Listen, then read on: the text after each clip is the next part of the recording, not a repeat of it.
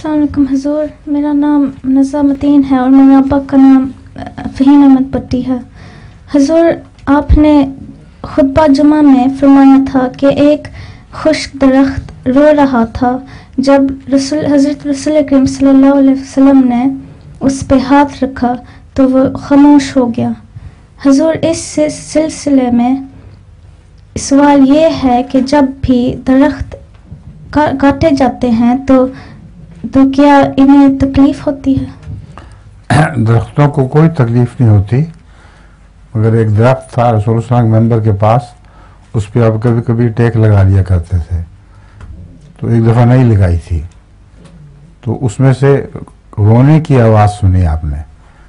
वो कश्फी नज़ारा था, सचमुच दरख्त को रोना नहीं आ रहा था, मगर कश्फी तौर पर देखा कि इसको बेचारे को पीछे को छोड़ दिया है। उस पर रसूल सल्लल्लाहु अलैहि वसल्लम ने फिर उस पर हाथ रखा तो आवाज़ बंद हो गई। जज़ाकल्लाह।